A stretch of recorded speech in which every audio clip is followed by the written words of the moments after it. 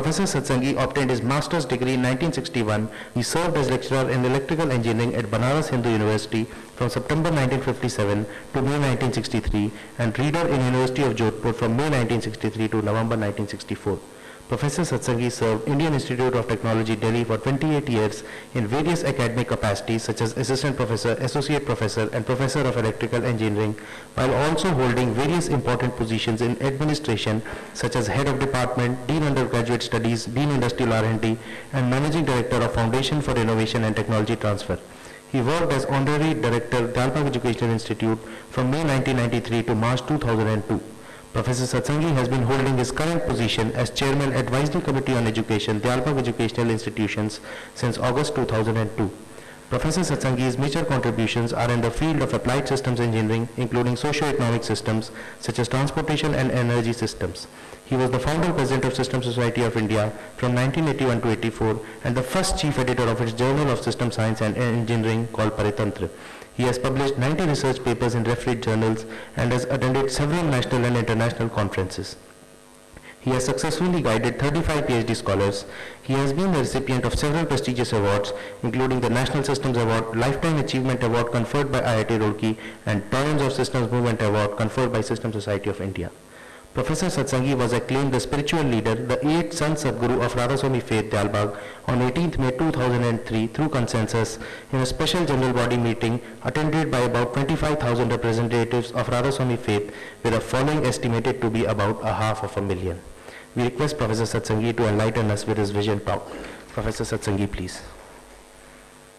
Ladies and gentlemen, Professor Ellis has already laid the excellent foundational groundwork in a superb presentation that we all had the good fortune of listening to.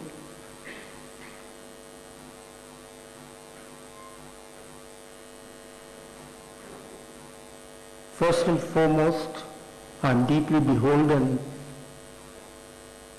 to System Society of India and the organizers of this twin event of joint international conference on applied systems research and 33rd National Systems Conference for giving me this opportunity to share with you some instances of my learning experiences in cooperation with the colleagues in the Dalbagh Educational Institute, which probably could be described as applied systems research.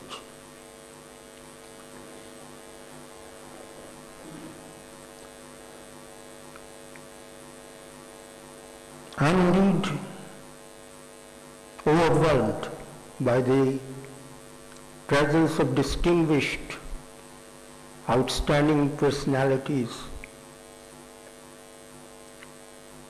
in this auditorium from the various walks of life, particularly what comes to be described as systems, science and practice.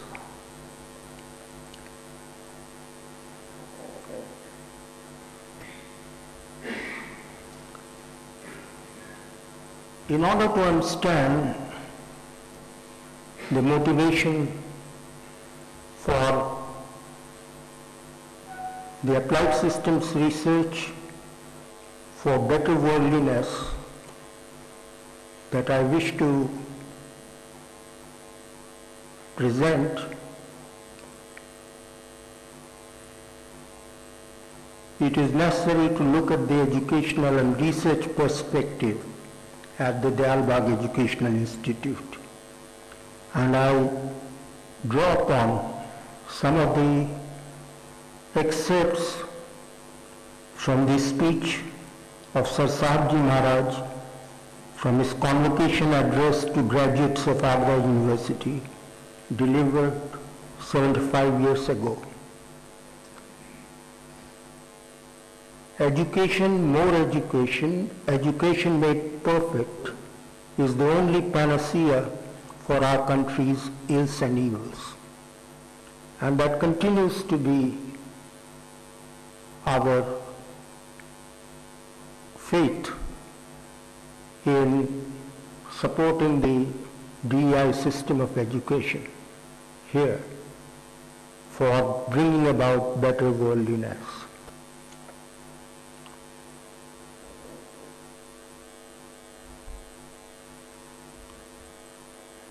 Also, Sabji Maharaj himself said, and I quote, "And as universities are centers where great teachers sit to teach and talented scholars assemble to learn, this agency alone will be competent to meet the world demand for the superior type of man."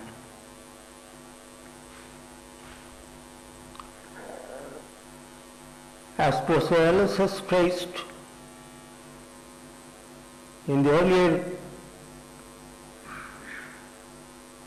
period, religion dominated and preached unworldliness. Then came about the present dominance of science, and it teaches worldliness. But we are votaries of better worldliness, neither unworldliness nor worldliness. And somehow, as you notice from this excerpt, and as I mentioned in my remark at the end of Professor Kalra's excellent presentation, religion and theology are banned from the universities in the current situation. But theology is assuredly a branch of human knowledge, and so is religious experience a branch of human experience.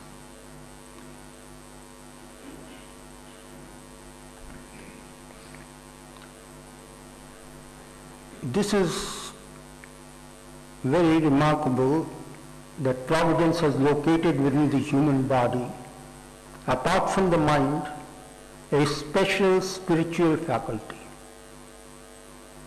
When that faculty is developed in us, like our physical and mental faculties, we shall be able to perceive truth and realize ultimate reality in the same manner as we now perceive and realize the sun with our physical eyes. And when this takes place, you will be both astonished and amused to find that truth, the goal of science, ultimate reality, the goal of philosophy, and God, the goal of religion, are but three names of the same supreme essence.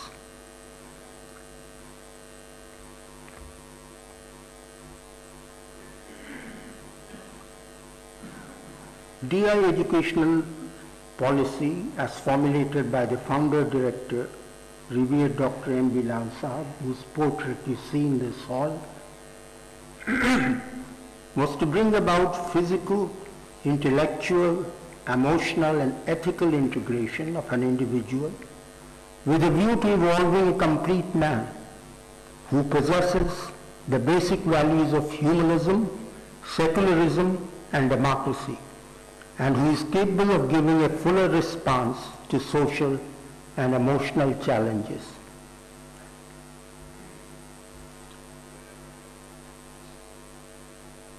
Our object here then in creating a so-called Superman who would imbibe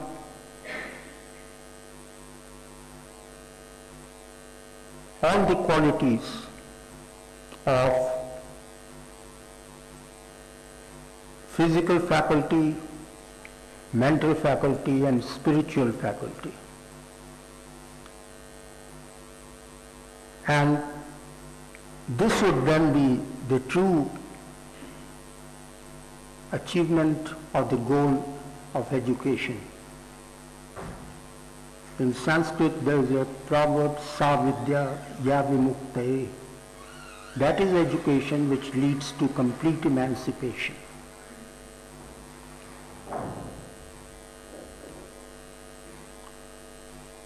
I mentioned the systemic context covering a fairly wide spectrum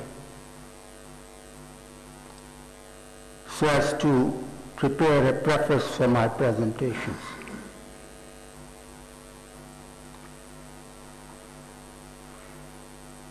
Lately, we have been looking at two features. On one side, graph-theoretic omni-quantum field modeling for transcendental systems of consciousness, and on the other side, graph-theoretic quantum field modeling for quantum computation and information processing systems. And I find that they both have considerable identity. And one can research in one area and equally translate these to the other one in a large measure.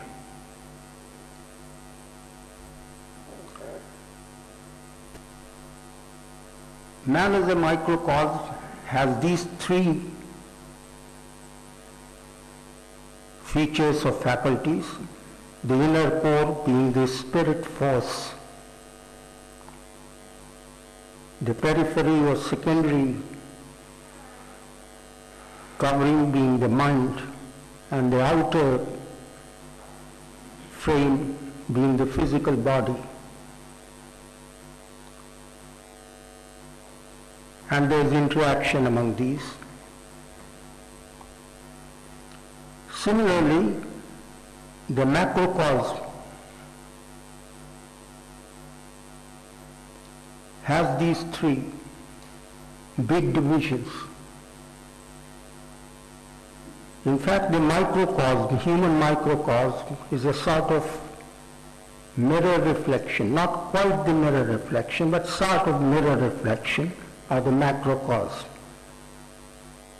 In place of the inner core, here we have the infinite outer periphery, which is the infinite source of spiritual energy. And within it is Brahmand, the region of universal mind. And then within that is the region of physical universe, which we are trying to explore through science currently.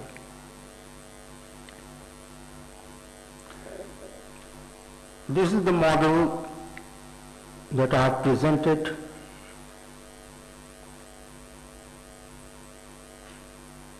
for providing some understanding of spiritual domains, both for the microcosm as well as the macrocosm. Apart from the well-known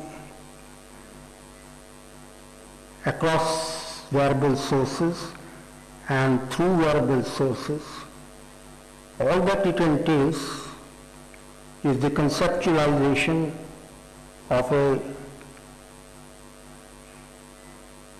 resonance operated switches, and these resonance operated switches operate through sound currents. In short, if one meditates and practices what we call Surat Shabd Yoga, that is the union of the spirit force with the sound current from the reservoir of spirit force, then we have a passage available to reach that reservoir. By traveling up this sound current flowing from the spiritual reservoir, the spirit forces can make a journey within one's own self without going anywhere, so as to witness the so-called ultimate reality at the highest level. Not everybody is fortunate to reach the highest level, but there are many experiences on the way, and each of it is highly enlightening. So while we explore the real physical world through our external senses, there is a much larger segment of the macrocosm which remains unexplored and can only be accessed by turning ourselves inward and exploring it through our inner senses, through intuition and such other mechanisms of perception.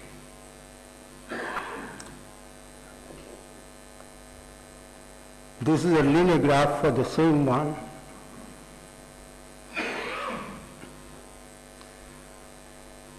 However, since scientists would not be convinced of this kind of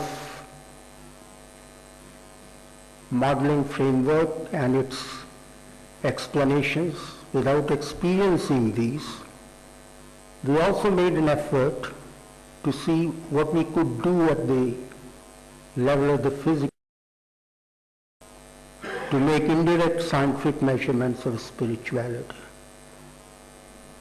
The fundamental axiom of spiritual system theory is that the spirit force is the primary source of energy. Even within the human microcosm, we are powered at the primary level or the core level by the spirit force. And it's when that spirit force leaves the body and the mind that a person is pronounced dead. It's pronounced dead because of heart failure, then mind dead, and finally spirit force has left the body, so he is absolutely dead. This takes place in steps.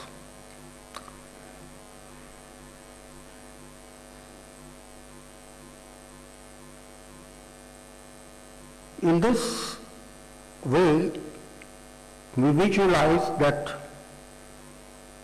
this spirit force, which is the prime source of energy, has evolved into various mental and physical forces when it blends with the different kinds of media, that is, mental and physical media.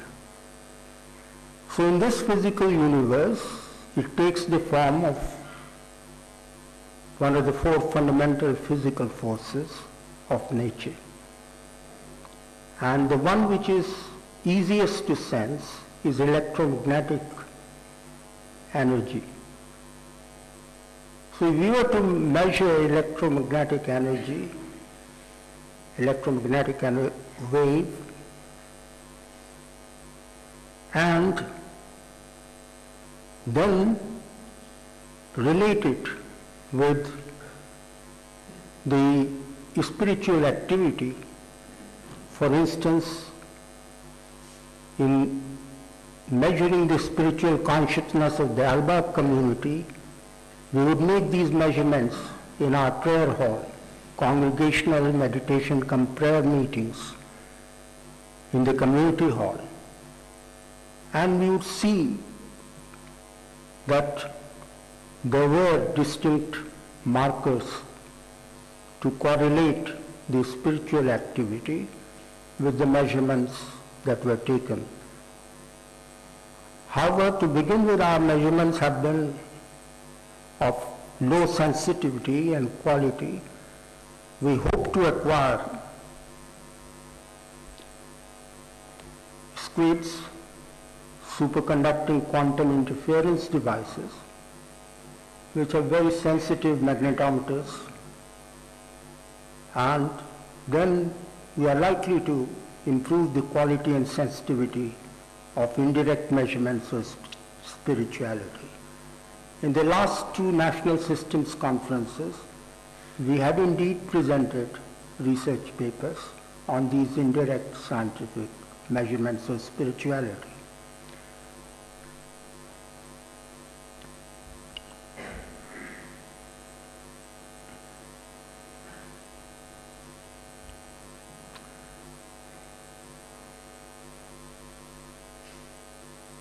Now I'd like to relate our experience about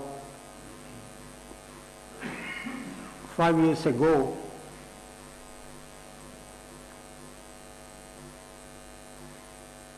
We had, in fact, attempted to evolve a consensus through systems approach among the adherents of Radha-Swami faith,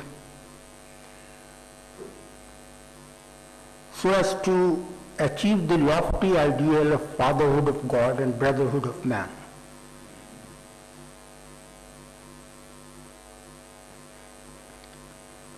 In this process, we were able to communicate with about 20,000 people who were sensitized about this approach and the problem, and find a solution to it. The consensus building techniques used were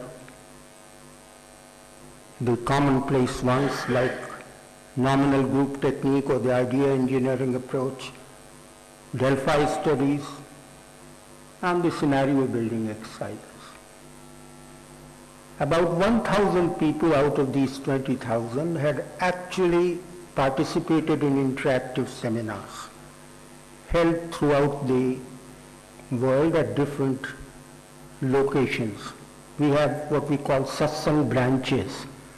There are more than 500 of these, most of them in India, some of them in Europe and United States and Canada, but most of them in India. And finally, 300 of these people participated in intensive workshop sessions in Dayalbagh. And this is what they came up with. They set forth three major objectives for achievement of this lofty ideal of fatherhood of God and brotherhood of man. Better worldliness, rendering selfless service to mankind, and evolving a complete man with balanced physical, mental, and spiritual development. The obstacles that they perceived in attaining these objectives were ego, temptation or greed and other passions of humans, selfishness. And the solutions they proposed were to engage regularly in community service, religious service, and spiritual practice for ascension of intuitive consciousness. Provide education, more education, and education make perfect, and thereby inculcate various values. Set up habitats which facilitate leading exemplary life of better worldliness. This is so because our faith does not believe in any propaganda.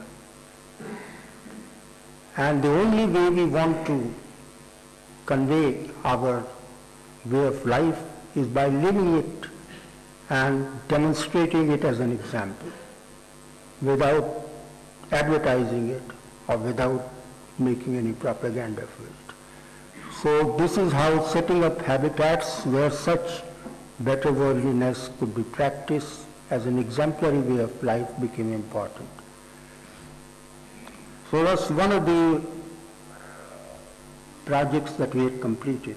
Now turn my attention briefly to this other example of the physical world at the forefront of modern scientific interest, which is the quantum computation information processing systems. So we attempted the graph theoretic quantum field modeling. Here I also attempt to relate it to what Professor Anand Rao was referring to in his tutorial talk earlier in the morning. That is Professor Mo Jamshidi's system of systems.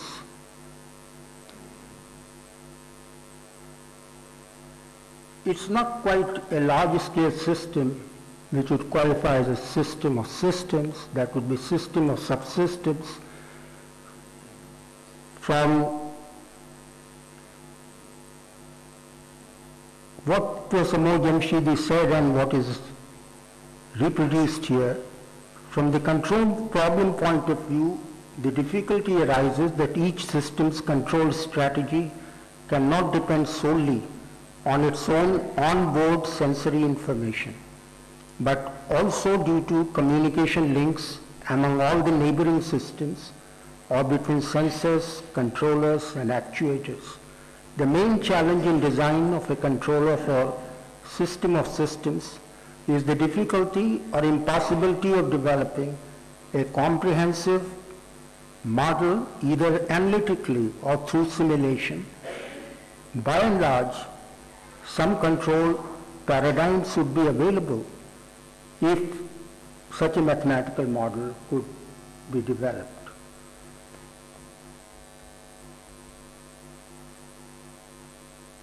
In the framework of physical system theory, we look at the quantum information computation systems as having an across variable, which is a unit pointing like directional vector, such as ket 0 and ket 1.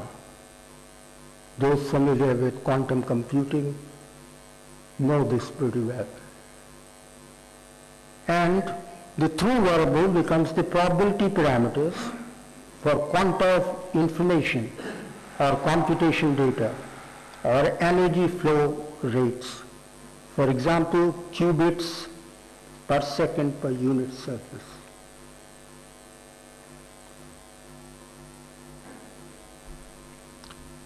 This is an example of a circuit for teleporting a qubit.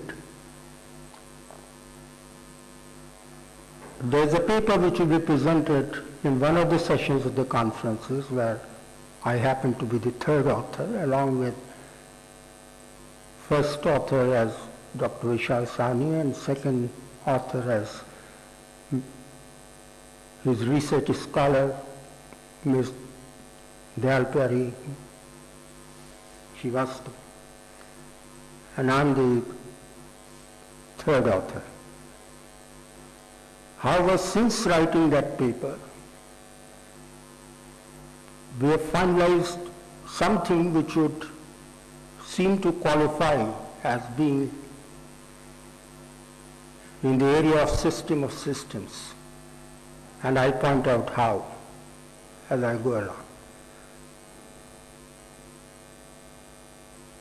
Here we have a quantum C0 gate at the sending end, followed by a quantum Hadamard gate, followed by quantum measurements, which, as we all know, collapse into one of the probable states. So it no longer remains a quantum phenomenon. It reduces to a classical state with the measurement which is done. The famous Schrödinger's cat example is there. And then at the receiving end we have the controller and actuator in the form of the poly IXZ gates for 4 probable states, depending on what the measurement throws up.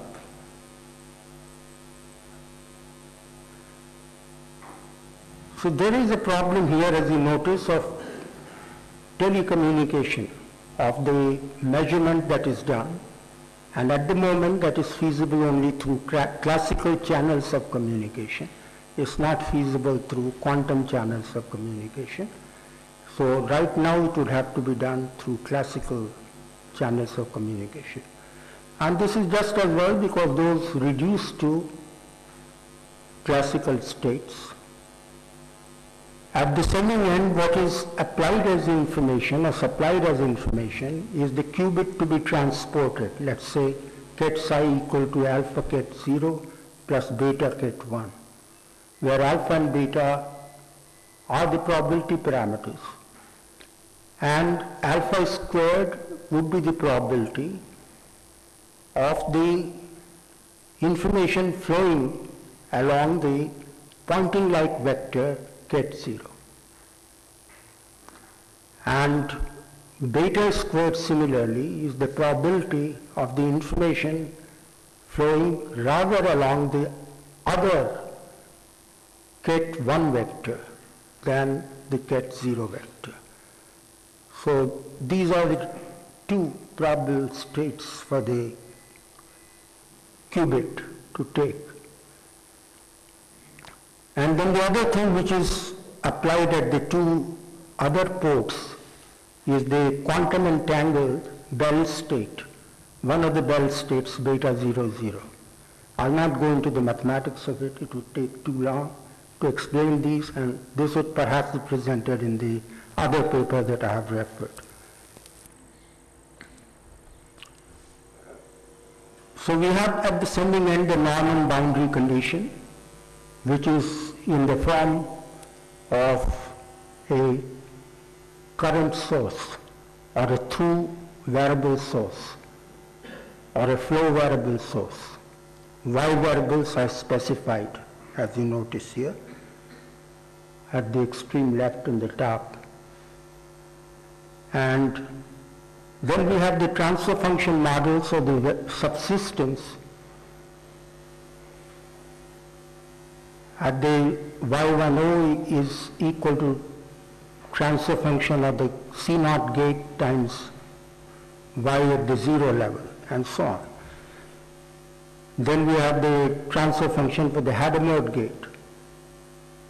The more interesting part arises when we come to the transfer function between levels 2 and 3, where at the level 3 we make a measurement, and there is a nonlinearity, and the quantum states reduce to classical states and give rise to 4 different measurement models. So it's like 4 systems being generated from one system. So this is how I call it system of systems, because 2 essential things involved are that there is telecommunication of these signals, which is involved here. Teleportation requires telecommunication. And the other is that we are not working with a deterministic phenomenon. We have a probabilistic system. When we are using quantum theory, it's a probabilistic system. Thirdly, we find that we have 4 different models generated from one single model once we take measurements. And similarly, we have 4 different control models for the 4 types of Pauli gates for processing the qubit at the sending end, so as to make it error-free, make it the same qubit as has been supplied at the sending end. These are in fact the subsystem transfer functions. Now you might wonder that I've talked about a nonlinear subsystem already here, or nonlinear system of systems. How do I come up with transfer function for the whole system? There's a bit of a trick which is involved here, and that trick consists in putting in parameter alpha or beta, and then after measurement making it either 0 or identically equal to 1 as the measurement would require, because one of the probable states will prevail. So in this manner we get an overall transfer function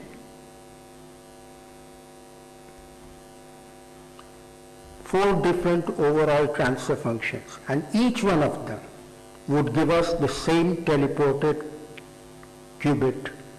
As you notice, what we get at the 3 ports is 1 and 1 at the, which is showing the classical bit communication at the first 2 ports, and then at the 3rd port at the sending end we have alpha get 0 plus beta get 1, which is what we had desired to teleport. So in all the 4 models with different parameters, you would come up, as you notice, we have 4 different overall transfer functions, T00, T10, T01, T11. And in each case, we would come up with the same end result of the desired qubit. So I believe that this is a significant result in modeling a system of systems, a difficult and complex system qualified by quantum phenomena, and presenting a transfer function model for it.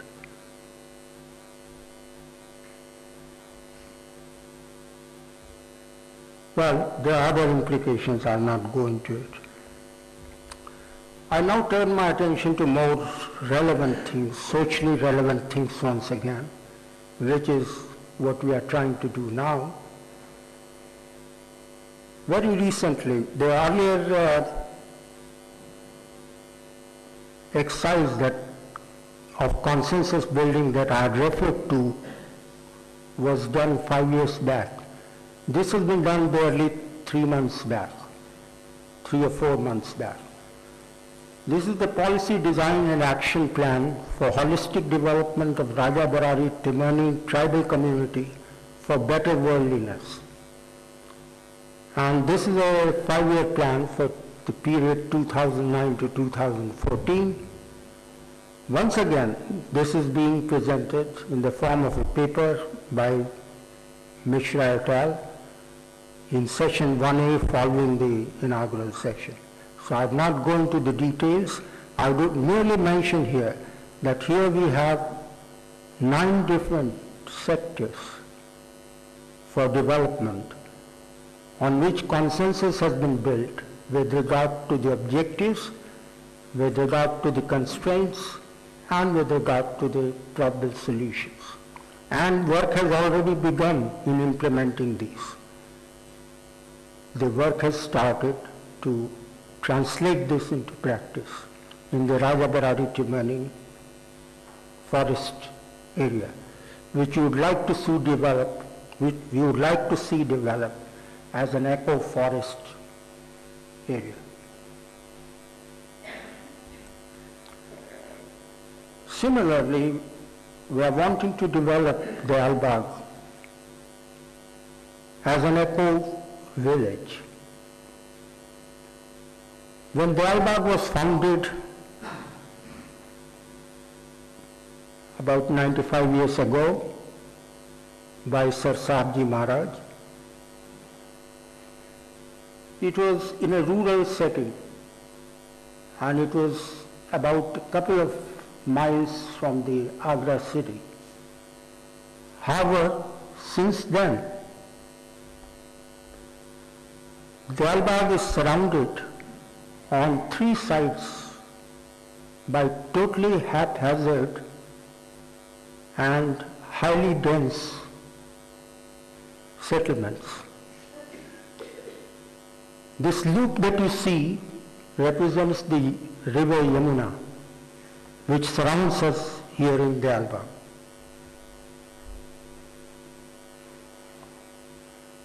This is the Alba. And the loop which surrounds it on three sides, north on the top and east and west on the two sides, is River Yamuna. It's only in the north that we have a relatively green and open area. Between the Albag and including the Albag, between and including the Albag and River Yamuna on the north, we have a relatively open and green area. And this is what we want to preserve. And we are being assisted in this process by the Society for Preservation of Healthy Ecology, Environment and Heritage of Agra. This society is FIHA, ably chaired by Mr. Pathan, who is here in the audience, and assisted largely by the expertise available at DEI in terms of scientific and other support, is spearheading this project and trying to get the clearances required for the environmental clearances required from union and state governments.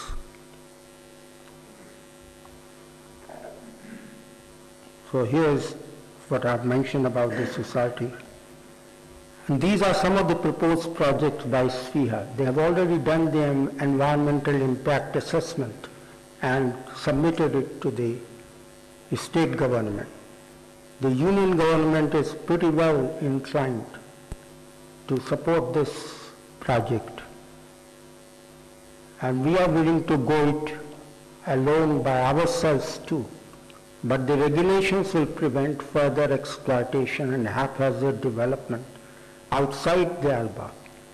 So this is what we would like to achieve through recognition by the federal and state governments of the Alba as an eco-village area to be preserved so.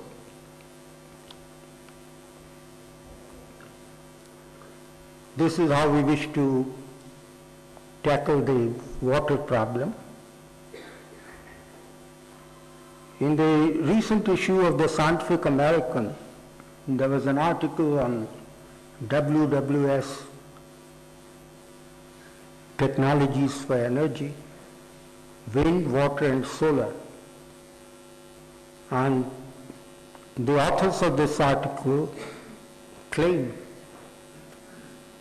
that WWS technology indeed could provide a path to sustainable energy by 2030. And it's quite revealing to see that power needed worldwide in 2030, if conventional supply is used, is 16.9 terawatt. Whereas if renewable supply, which is more efficient, is used, it would be mere 11.5 terawatt. So there's already a considerable saving by switching to renewable supply sources such as wind, water and solar energy. And Professor Kalra made a reference to it in the context of IIT Rajasthan at Jodhpur. I have nostalgic memories of Jodhpur, which I found as a very hospitable city with a very salutary environment, although I spent only a year and a half there. But that was a delightful period.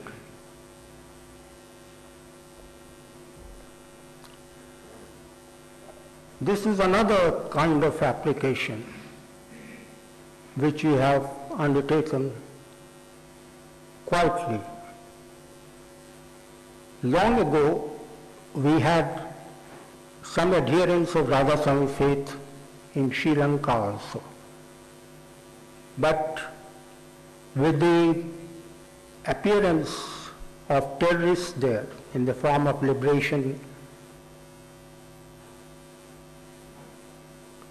Tigers of Tamil Eelam, LTTE, and the Sri Lankan territory becoming rather inhospitable, particularly to Tamilians and not so much to North Indians like us here, but for South Indians it was fairly unsafe to travel there.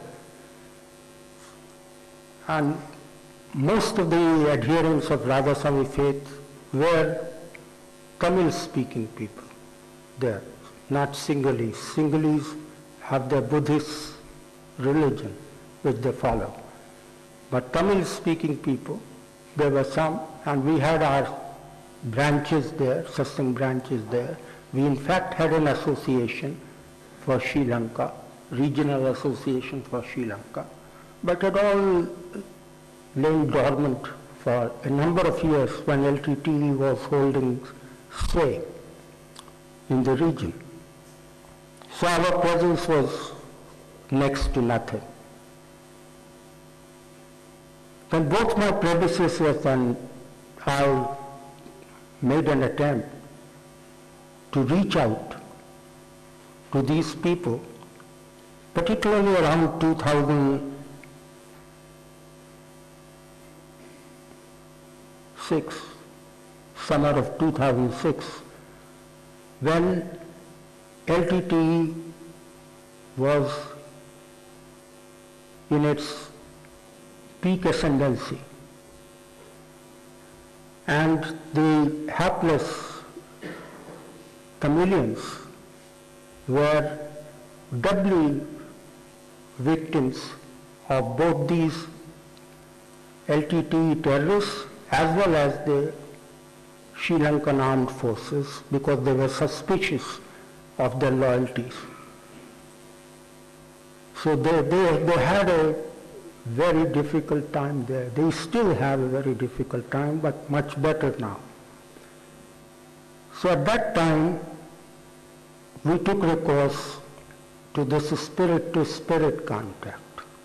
We could not have made physical contact.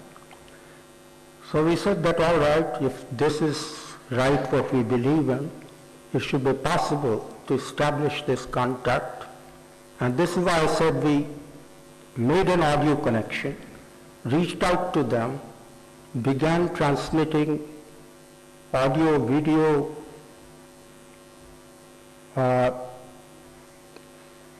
information regarding our prayer meetings on special occasions. And this brought them back into the fold.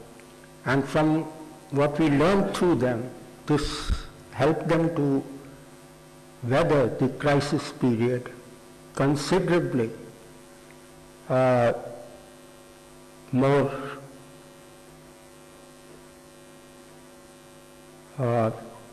courageously, and keeping their spirits high and believing that the times would change. And they did change. In 2009, the armed forces of Sri Lanka were able to eliminate LTTE, and now the life is much better for Sri Lankan Tamils over there. However, still, even from the account given by the Sri Lankan government, there were as many as 300,000 Tamilians who were in the shelters, displaced because of the conflict between civil war that had been going on for so long between armed forces of Sri Lanka and the LTTE terrorists, neither of whom cared much for the innocent Tamilian population. Unfortunately, although we would like to claim that the government of India tries to protect all its citizens, people of Kashmir have been also in similar situation. No longer so. Now they have a much better situation there. But at one time when terrorists had their heyday there, armed forces were equally suspicious of people in Kashmir, particularly those with Islamic faith, and this led to some persecution, which is unfortunate. So we are not blaming the government of Sri Lanka for what happened, but it was because of this terrorism that in order to fight the terrorism successfully, some atrocities were perpetrated even on the innocent civilian population. So we hope to repeat similar experience of contacting Tamilians in general by organizing prayer meetings in the camps and bringing them this hope for rekindling their spirits and keeping them high enough. Sri Lankan government maintains that now there are only 130,000 people left in the camps. Rest of them have moved to their original abodes. So that is the project which we hope would be taken up in future. These are some of the references. I have gone much beyond my time limit, I suppose, but still, this is where I stop. Thank you very much.